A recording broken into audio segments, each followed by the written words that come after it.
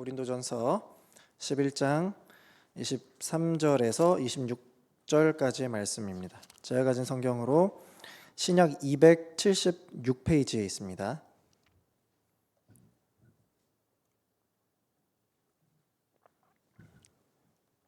다 찾으셨으면은 저와 여러분 한 절씩 교독하도록 하겠습니다. 제가 23절부터 읽겠습니다. 내가 너희에게 전한 것은 주께 받은 것이니 곧 주 예수께서 잡히시던 밤에 떡을 가지사 축사하시고 떼어 이르시되 이것은 너희를 위하는 내 몸이니 이것을 행하여 나를 기념하라 하시고 식후에 또한 그와 같이 잔을 가지시고 이르시되 이 잔은 내 피로 세운 새 언약이니 이것을 행하여 마실 때마다 나를 기념하라 하셨으니 너희가 이 떡을 먹으며 이 잔을 마실 때마다 주의 죽으심을 그가 오실 때까지 전하는 것이니라. 아멘. 오늘 이 말씀을 가지고 우리 하이델베르크 요리문답 78에서 82문을 보려고 합니다.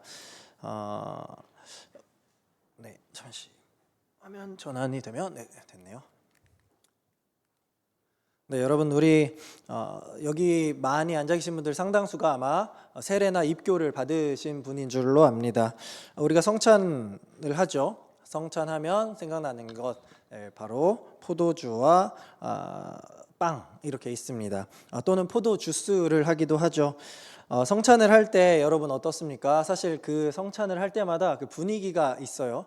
굉장히 거룩하고 엄숙한 분위기에서 진행이 됩니다.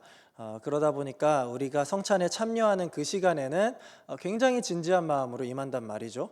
또 이렇게 때로는 우리 교회는 포도 주스를 하죠. 이 포도주를 이렇게 할 때 이제 평소에 기독교인들이 술을 잘 마시니까 이렇게 알코올이 이렇게 타고 넘어갈 때 그 뜨거운 마음이 뭔가 이게 또 예수님의 거룩한 피 이렇게 하면서 약간 진지한 이 분위기가 형성이 됩니다.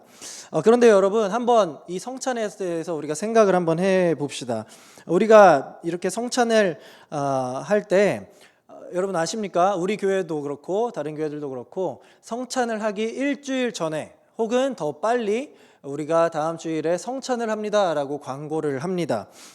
그래서 우리가 이 성찬을 하는 거를 다 알고 나서 와서 성찬에 임한단 말이죠.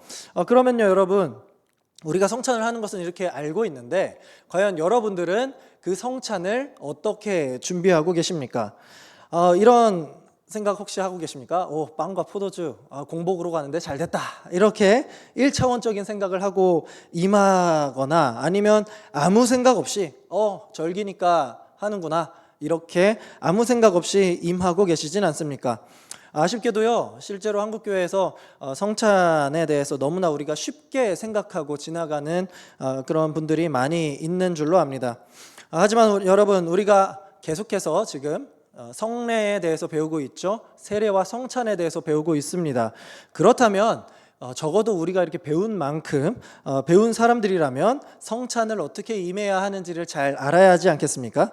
그래서 오늘 우리는 이 하이델베르크 요리문답 78에서 82문 이 사이 무려 5개나 되는데 이 가르침을 통해서 과연 성찬이 우리에게 어떤 의미가 있는지 그리고 이 성찬을 우리는 어떠한 마음으로 임해야 하는지에 대해서 함께 깨닫는 그러한 은혜가 되는 시간 되길 소망합니다. 먼저 여러분 말씀드린 대로 오늘 문답이 굉장히 많습니다. 심지어 문항들의 답이 굉장히 길어요. 그래서 읽는 것도 있고 그냥 이렇게 지나가는 넘어가면서 제가 설명하는 것도 있을 테니까요. 여러분 이 핸드아웃 보시면서 이 내용을 잘 따라오시기를 부탁드립니다. 먼저 78문인데요. 자, 떡과 포도주가 그리스도의 실제 몸과 피로 변합니까? 이러한 질문을 시작합니다. 그래서 바로 정답을 말씀하죠. 아닙니다 라고 이야기합니다. 여러분 예수님께서 이 성찬을 제정하실 때에 이것은 내 몸이니라 라고 그러면서 또 이것은 나의 피, 곧 언약의 피다 라고 마태복음 26장에서 말씀을 하셨단 말이죠. 그래서 이 말씀으로부터 시작된 것이 성찬인데요. 예수님의 이 말씀 성찬에 대해서 이후에 다양한 신학적 해석들이 있었습니다. 먼저 화채설인데요. 화채설이라고 하는 것은 한마디로 성찬을 우리가 하잖아요. 그 빵과 포도주를 우리가 먹는데 그 빵과 포도주가 실제로 예수님의 피와 살로 변하여서 우리가 그것을 취하는 것이다. 이렇게 주장하는 것이 이렇게 화채설입니다. 실제의 예수님의 살과 피를 먹는 행위를 한다라는 것이죠. 이 화채설을 주장하는 곳이 어디냐면 바로 로마 카톨릭, 우리가 아는 천주교가 이 화채설을 이렇게 주장합니다. 그 두 번째 주장이 무엇이냐? 이 종교개혁가인 쯔빙글리가 낸 이 주장인데 바로 기념설입니다. 기념설은 이 화채설과 정반대로 이해하시면 됩니다. 야, 무슨 진짜 살과 피야? 그냥 우리는 그걸 그냥 기념하는 것뿐이야. 그 무슨 의미가 있냐? 이렇게 얘기를 하는 거죠. 자, 세 번째는 마틴 루터의 공제설입니다. 이 빵과 포도주는 그대로 그냥 빵과 포도주예요. 그런데 그 안에 뭐가 임하냐? 그리스도께서 임재하신다. 그러니까 실제 그분의 살과 피는 아니지만 그리스도께서 임재하셔서 우리가 그것을 취하는 것이다. 이렇게 주장하는 것이 공제설입니다. 여러분 혹시 이 세 개 중에 어떤 것이 정답이라고 생각하십니까? 화채설 아니면 기념설 아니면 공제설? 자, 뭐가 맞는지 우리가 한번 하이델베르크 요리문답, 이 성경을 기초로 한 하이델베르크 요리문답을 봐야겠죠. 78문답을 한번 보겠습니다. 우리 함께 이 78문만 답을 읽어보도록 하겠습니다. 시작. 아닙니다. 세례의 물이 그리스도의 피로 변하는 것도 아니고 죄 씻음 자체도 아니며 단지 하나님께서 주신 표와 확증인 것처럼 주의 만찬의 떡도 그리스도의 실제 몸처럼 변하는 것은 아닙니다. 성찬의 떡을 그리스도의 몸이라고 하는 것은 성례의 본질을 나타내는 성례적 용어입니다. 자, 이렇게 얘기를 합니다. 자, 이 우리가 말하는 것이 무엇입니까?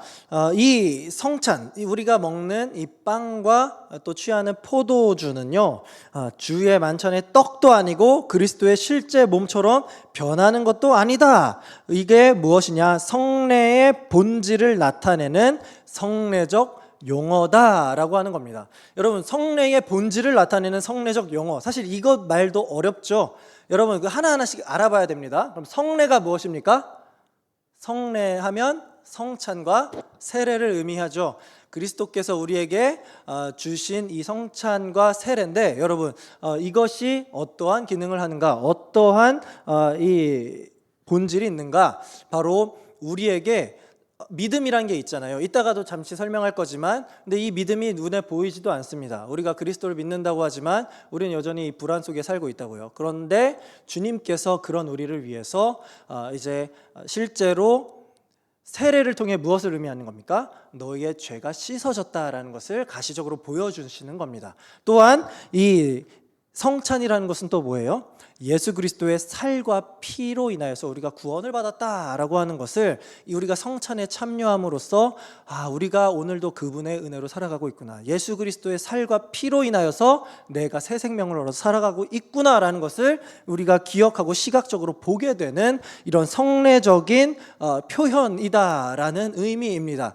그러니까 우리는 이게 무슨 먹을 때요, 여러분, 그 성찬을 취할 때 예수님의 피야, 아주 거룩하게 여겨야 돼, 이러면서 먹고 마시는 그게 아니라, 우리가 그것을 먹고 마실 때에 주님께서 나를 위해 고난당하셨고 그 희생으로 당신의 살과 피로 내가 새 생명을 얻었구나 라는 것을 감격하면서 그 은혜를 누리며 취하는 것이 성찬이다 라는 겁니다. 자, 우리가 계속해서 그러면 79문으로 넘어가 볼게요. 자, 그렇다면 왜 그리스도는 떡을 그의 몸이라고 하시고 잔을 그의 피 혹은 그의 피로 세우는 새 언약이라고 말씀하십니까? 또한 바울 사도도 왜 그리스도의 몸과 피에 참여하는 것에 대해 말합니까? 라고 합니다. 자, 고린도전서, 오늘 우리가 읽은 본문을 보면 사도 바울은 아까 마태복음 26장에서 예수님께서 제정하신 이 성찬을 그대로 가져와서 계속해서 말씀을 합니다. 쭉 보시면요, 노란 글씨 보이시죠? 이것은 너희를 위하는 내 몸이니, 그리고 25절 보시면 이 잔은 내 피로 세운 새 언약이다. 그러니까 예수님께서는 지금 제자들에게 이 빵과 떡, 그 당시에는 떡이 이제 빵이었죠. 빵과 잔을 나누시면서 내 몸이다, 이 잔은 새 언약이다 라고 하셨다라는 거죠. 왜 그렇게 표현하셨냐라는 거예요. 자, 그 이유는요, 크게 두 가지가 있습니다. 바로 가르치시고 확신시키기 위함입니다. 자, 이 두 가지가 바로 예수 그리스도께서 빵을 당신의 몸으로 그리고 잔을 당신의 피이자 새 언약이라고 얘기하신 이유가 되는 겁니다. 이 두 가지 잘 보세요. 자, 먼저 가르침을 보도록 하겠습니다. 자, 무엇을 가르치기 위함이에요? 자, 우리가 무엇을 먹고 마시죠? 하나님의 우리가 성찬을 할 때 떡과 포도주 이렇게 마십니다. 이거를 먹고 마실 때 실제로 어떻게 이 음식이잖아요. 음식이 우리에게 들어오면 우리의 육신은 그것으로 인하여서 에너지를 얻게 되고 삶을 살아갈 수 있습니다. 즉 우리의 삶을 유지시키는 육의 양식이 되어줍니다.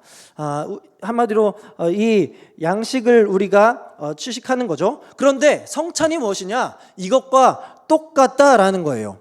무슨 말이에요? 우리의 영혼을 영원히 배불리게 하시고 그리고 우리의 생명을 영원하게 살게 해주시는 우리의 유일한 양식과 음료가 뭐라는 거예요? 바로 예수 그리스도의 살과 피, 성찬의 행위가 바로 우리에게 그러한 의미를 가르쳐 준다라고 하는 거죠. 그래서 우리가 예수 그리스도로 인하여서 오직 예수만으로 인하여서 새로운 생명을 얻어 우리가 구원자의 삶을 살게 되는 것이죠. 이것을 깨닫게 해주는, 이것을 가르치게 해주는 것이 뭐라고요? 바로 빵과 잔을 우리가 취하는 성찬이다라는 거예요. 자, 두 번째로 이제 확신시키는 건데요. 확신에 대해서 우리가 보는데, 여러분 아까 말했죠. 우리가 이제 믿음에 대해서 얘기하는데 구원을 얻을 수 있는 방법이 무엇입니까? 오직 믿음이죠. 오직 예수 그리스도를 믿는 믿음이 우리를 구원시킵니다. 아까도 말했지만 근데 이 믿음이 보여요, 안 보여요? 안 보인단 말이에요. 그래서 간혹 교회에 오래 나왔지만 이렇게 얘기하죠. 아예 나는 믿음이 없어. 나는 무조건 구원의 확신이 있지. 요 사이에 있는 분들이 있어요. 잘 모르겠어. 그러니까 우리가 안 보이니까 내 안에 이렇게 보이면 좋은데 조금이라도 믿음이란 게 내 안에 있는지 없는지 잘 모르겠다라는 거예요. 그러니까 그러면 우리가 이 악한 본성이 안에 있잖아요, 여전히. 그럼 우리의 이 불안감은 이 악한 본성이 우리를 어디로 끌고 가요? 안 보여. 없나? 내가 믿음이 없구나. 이렇게 되기 마련이다라는 거예요. 그런 우리를 위해서 하나님께서 우리에게 보여주신 시각적 교육 자료가 있는데 그것이 뭐라는 거예요? 성찬이다라는 거죠. 내가 그래서 성찬에 참여한다. 빵과 포도주를 내가 먹는다라는 것은 우리가 뭐에 참여하는 거예요? 그리스도의 몸과 피에 참여하는 것이다.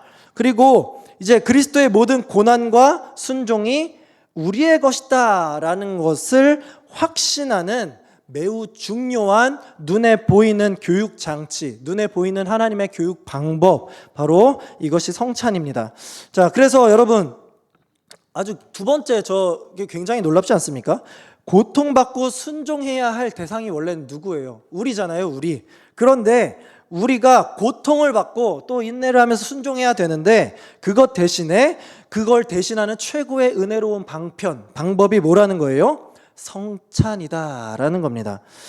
이게 얼마나 우리가 이 성찬에 참여할 때 얼마나 감격하고 감사해야 되는 일인지 우리가 깨달아야 합니다. 그래서 우리가 성찬을 임할 때 결코 가벼운 마음으로 임해서는 안 된다라는 거죠.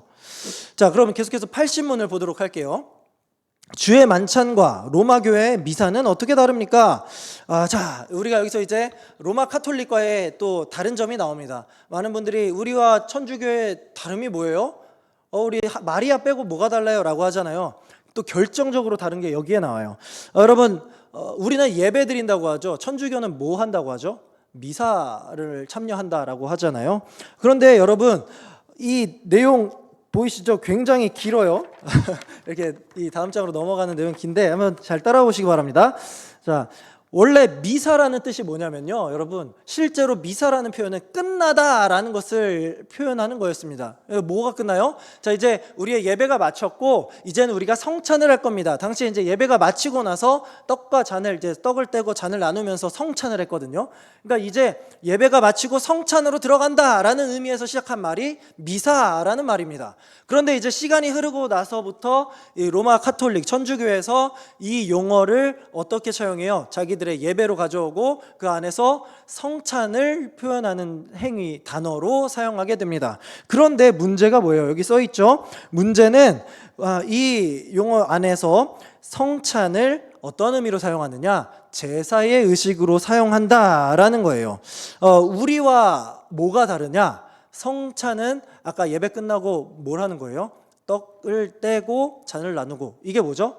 떡과 잔을 나누고 먹고 마시는 거, 식탁의 교제죠. 식사를 의미합니다. 우리는 이렇게 식탁의 교제를 의미하는데 미사는 제사 의식을 의미한다라는 말이에요.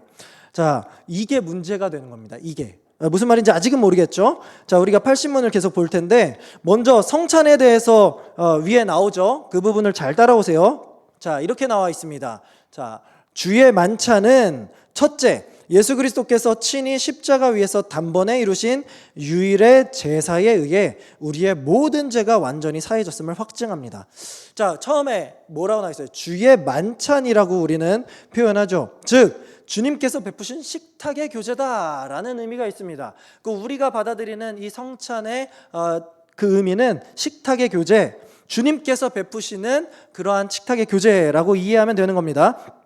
그래서 여러분, 우리가 십자가로 인하여서 예수 그리스도께서 십자가에 달려 죽으심으로 인하여서 단번에 우리가 구원받은 자들이 된 거죠. 그거를 확증하고 하늘에 있는 예수 그리스도와 연합을 이루는 것이 바로 우리가 알고 있는 식탁의 교제, 이 성찬입니다. 자, 계속해서 이 답을 보시면 둘째는 이렇게 나와 있어요. 둘째, 성령님에 의해서 우리는 그리스도에게 연합된다. 방금 이 드린 말씀이죠. 여러분, 예수 그리스도께서 승천하신 후에 어디에 계십니까? 하나님 보좌 우편에 앉아 계시죠. 지금 하늘에 계십니다. 그 하나님 우편에서 우리의 경배를 받으시고 계시는 거예요. 그런데 자, 보세요. 우리는 어디 있어요? 근데 우리는 이 땅에 살고 있잖아요. 자, 그런데 여러분, 우리가 이 성찬을 할 때 주님께서 베풀어 주신 이 성만찬에 참여할 때 성령님으로 인해서 하늘에 이제 있는 예수 그리스도와 이 땅에 있는 우리가 몸이 연합을 이룬다라는 개념인 겁니다. 자, 그 하나님 우편에 앉아 계신 예수 그리스도와 성찬을 할 때 우리가 연합을 이루니까, 즉 하나님 아버지와도 우리가 교제할 수 있게 되는 겁니다. 나는 지금 땅에 있지만 이 성찬식을 통해서 내가 그리스도와 연합을 이룬다. 자, 이것을 기억하고 하나님과 교제를 누릴 수 있는 그런 통로가 되는 것을 기억하는 것, 바로 이게 성찬이라는 거예요. 그래서 이것을 우리가 식탁의 교제라고 계속해서 이야기한 거죠. 자, 여러분, 지금 우리가 이 땅에 있으면서도 하늘 보좌에 계신 예수 그리스도와 그리고 더불어 하나님과 교제를 누리고 있다라는 것이 이 땅 가운데 살아가는 우리에게 얼마나 큰 위로와 소망이 되는 줄 아십니까? 그래서 성찬이 바로 이 우리의 믿음을 굳세게 한다라고 우리가 이전에 하이델베르크에서 계속 배웠던 겁니다. 왜요? 우리가 이 눈에 보이는 성찬을 통해 그리스도와의 연합을 계속해서 기억하고 상기하게 되고 주님과 교제를 하게 되니까 말입니다. 자, 그러면 여러분, 반대로 미사는 어때요? 자, 미사는요, 첫째, 그리스도가 산자들이나 죽은 자들을 위해서 사제들에 의해 지금도 매일 드려지지 않으면 그리스도의 고난에 의해서는 그들이 죄사함을 받지 못한다라고 가르칩니다. 자, 미사를 지금 어떠한 것으로 표현하고 있는 거예요? 아까 말했죠. 제사의식으로 표현하고 있다라는 겁니다. 자, 이 제사를 우리가 쉽게 구약의 제사라고 쉽게 이해하시면 돼요. 여러분, 구약 시대에는 왜 제사를 드렸어요? 왜죠? 내가 죽어야 되는데 죽을 대상이 없어요. 신약에선 누가 오셨어요? 그리스도께서 죽으셨죠. 구약에는 예수 그리스도가 아직 안 오셨잖아요. 내가 죄를 지었어요. 근데 나와 하나님을 연결할 중보자가 오시지 않았으니까, 그래서 소나 양이나 비둘기 같은 내 죄를 대신해서 죽일 짐승을 가지고 그 짐승에게 내 죄를 한마디로 전가시켜서 너가 대신 죽어라 라고 해서 그 짐승을 제물로 드렸단 말이에요. 그렇게 우리의 죄를 씻어내는 의식이 제사였습니다. 그렇기 때문에 이 구약의 제사는 불완전하죠. 계속해서 드렸던 거예요. 그래서 미사라는 것이 이 구약의 제사의 개념에서 봤을 때 매일매일 드려야 하는 죄사함의 의식이다라는 거예요. 그런데 우리가 신약에 넘어와서 제사를 드립니까? 그렇지 않죠. 왜냐하면 예수 그리스도께서 영원한 제물이 되셔서, 완벽한 제물이 되셔서 우리를 대신하여 드려지셨기 때문에 더 이상 우리는 제사를 드릴 필요가 없다라는 겁니다. 그런데 우리 입장에서 그렇기 때문에 성찬은 그리스도와의 연합하는 그 교제의 의미가 있다면, 성찬이 이 미사라고 주장하는 로마 카톨릭에게서는 계속해서 죄사함의 의식이 된다라는 거예요. 아까 제가 로마 카톨릭은 성찬에 대해서 뭐라고 주장했댔죠? 화채설을 주장한다 했잖아요. 이게 무슨 말이냐면 예수 그리스도의 몸과 피가 그 떡과 잔에 임하는 거예요. 그러면서 예수 그리스도께서 여기 육신으로 있으니까 이 육신을 다시 취함으로써 우리가 이 신약 시대에 여전히 이 영적인 이 제사를 드리고 있는 거다, 이렇게 이해하는 겁니다. 자, 성찬은 하늘에 있는 몸과 연합되는 것이지만 미사는 어떻게 얘기하는 거예요? 우리가 하늘에 계신 예수님과 연합이 아니라 그리스도의 육신이 땅에 다시 내려온다라고 하는 거죠. 내려와서 우리 죄를 대신해서 다시 한번 예수님의 몸을 제사로 드리는 거예요. 자, 그러면 오류가 생기죠. 오류. 여러분 한번 생각해 보세요.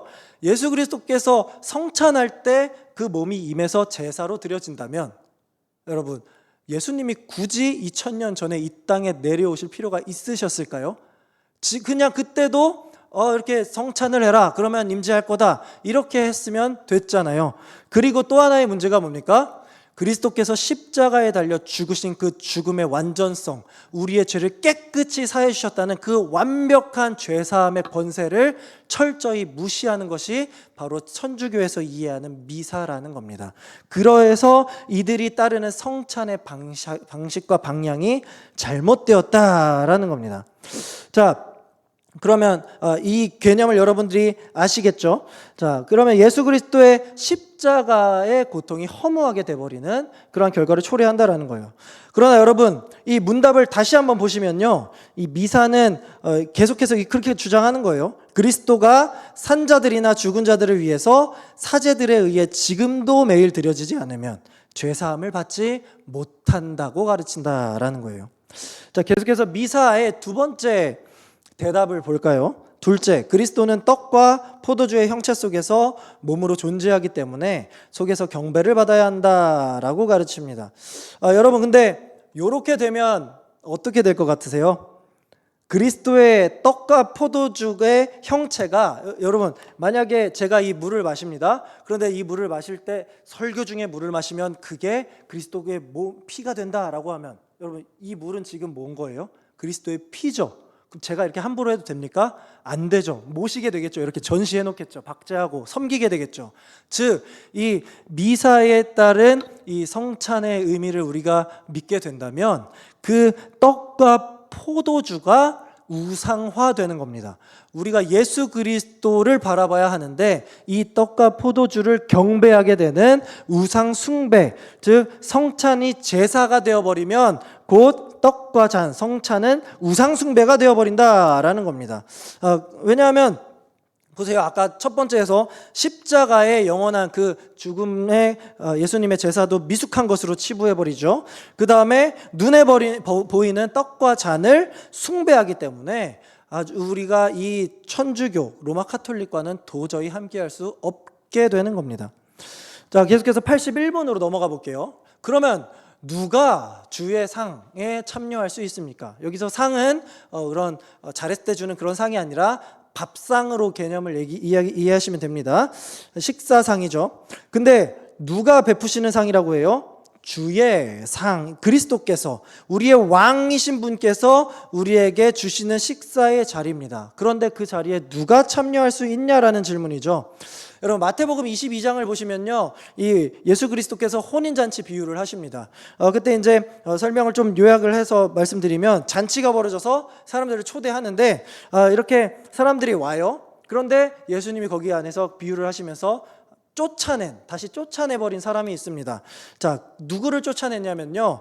자, 이르되 친구여, 어찌하여 예복을 입지 않고 여기 들어왔느냐라고 말씀하세요. 예복을 입지 않고 온 사람을 쫓아내셨다라는 거죠.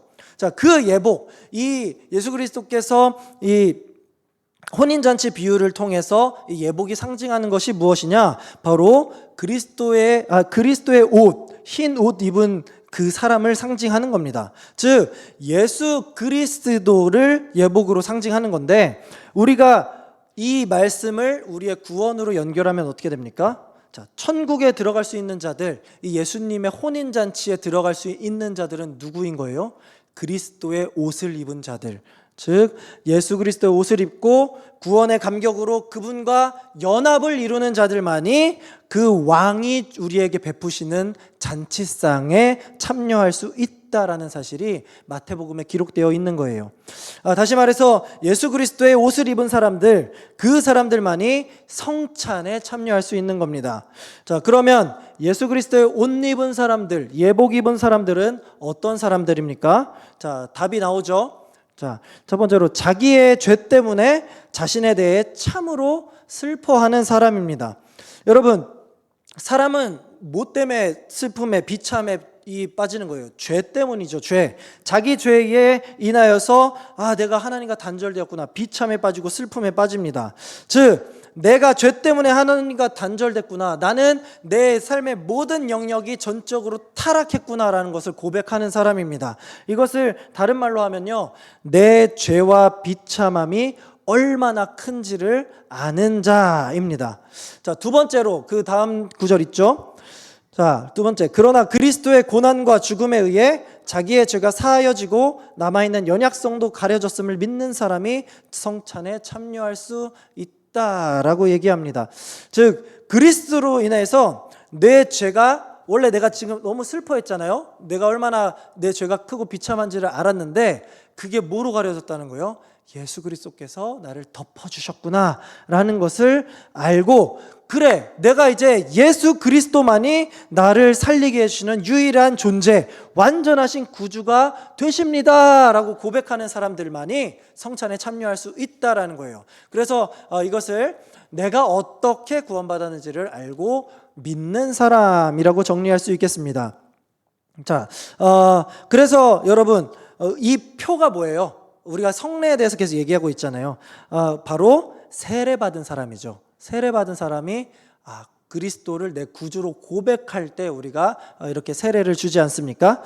그래서 세례 교인만 그래서 성찬에 참여할 수 있는 겁니다. 이 개념을 이해하셨으면 좋겠어요.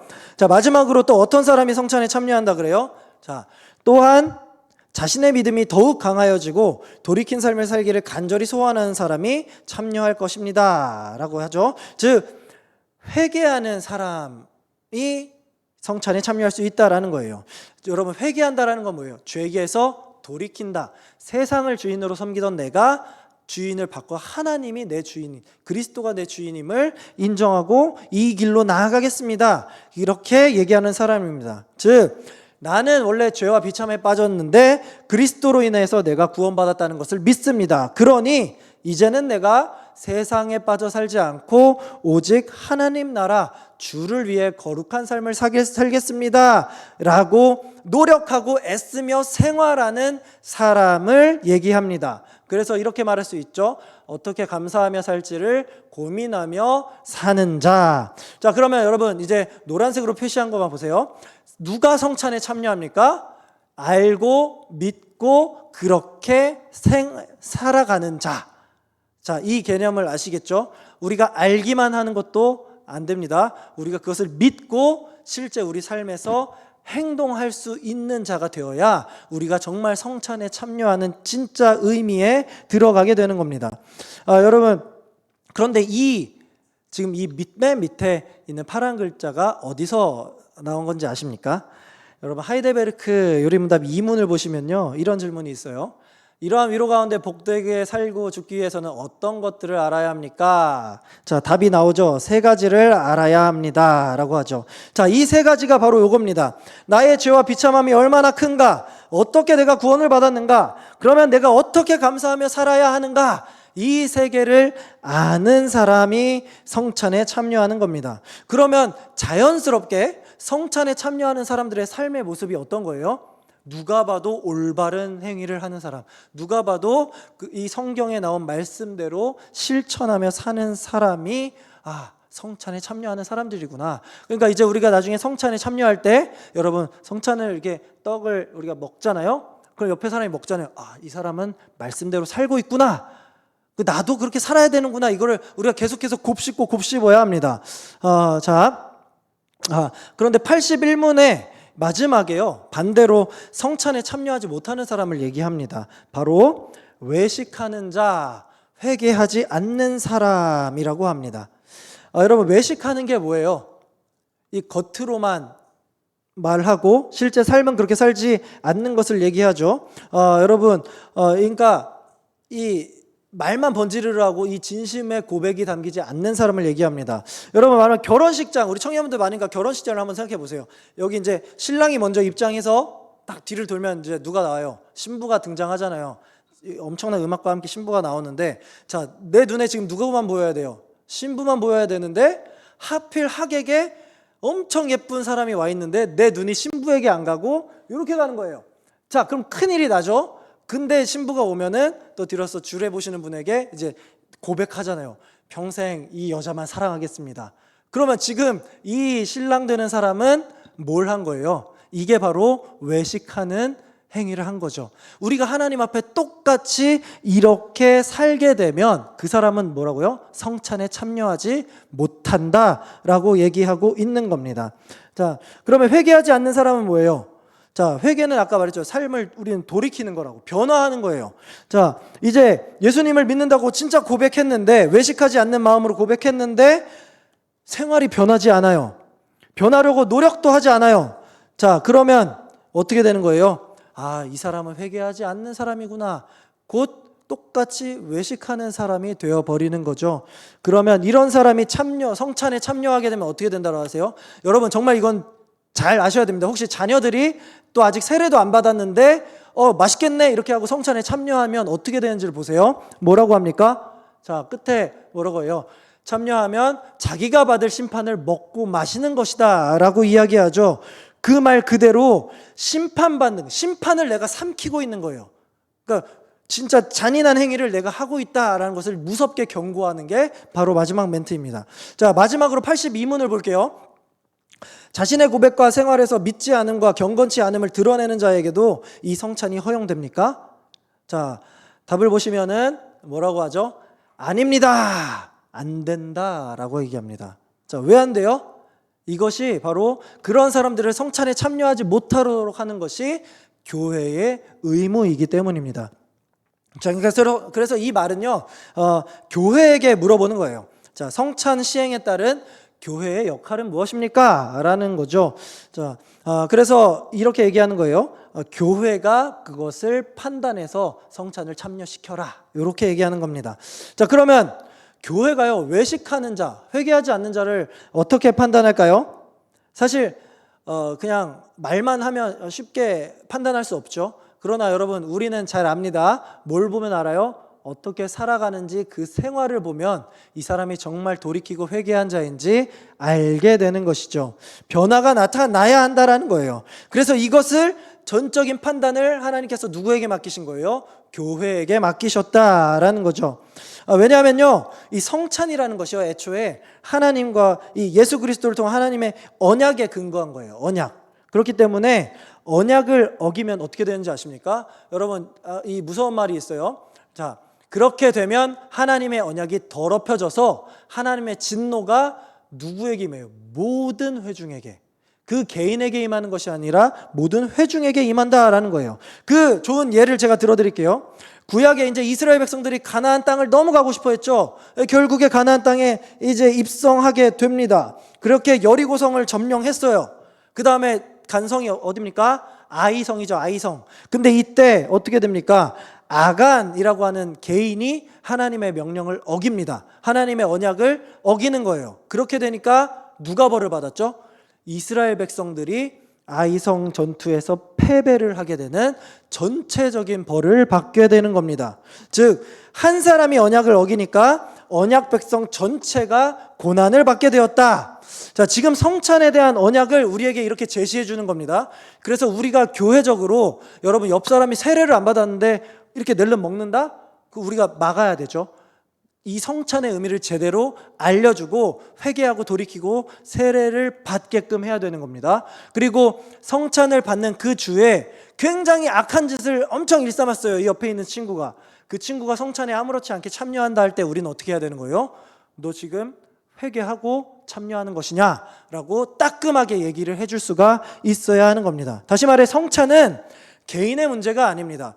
우리 교회 전체의 문제가 돼요. 왜요?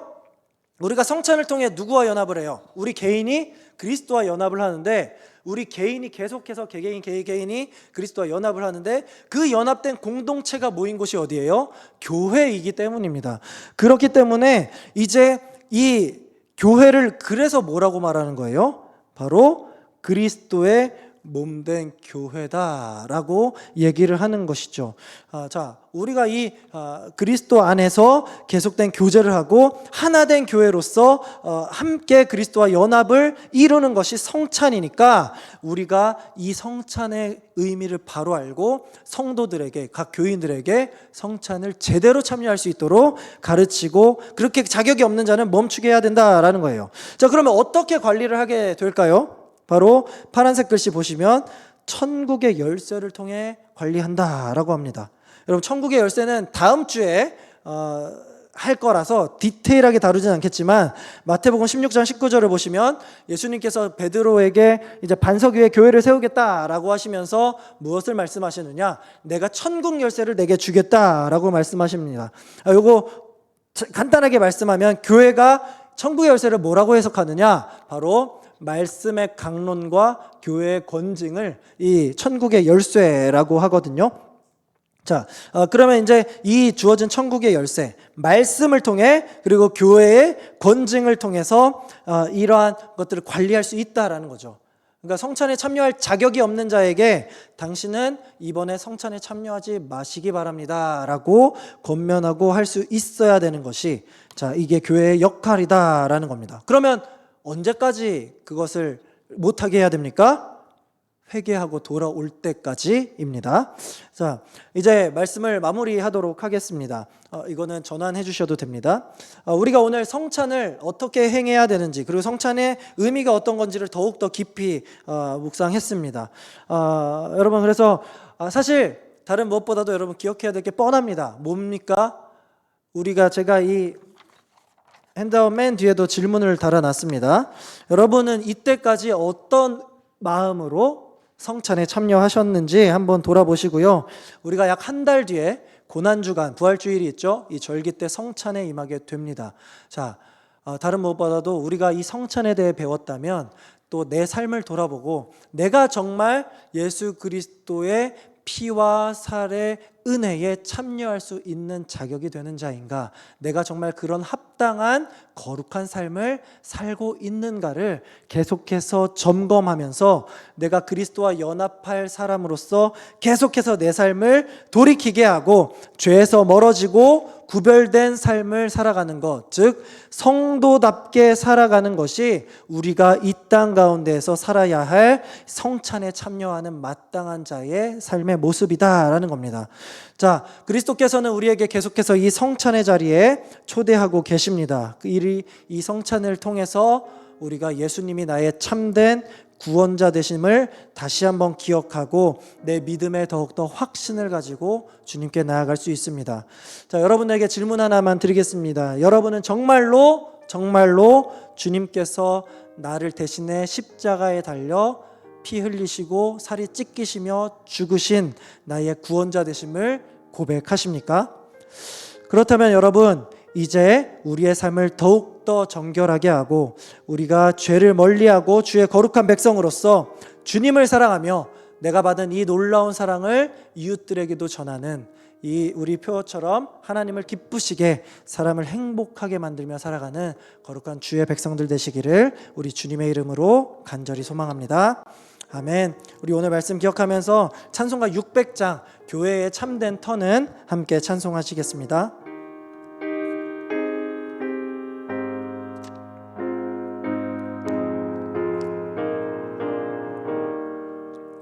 교회의 참된 터는 우리 주 예수라.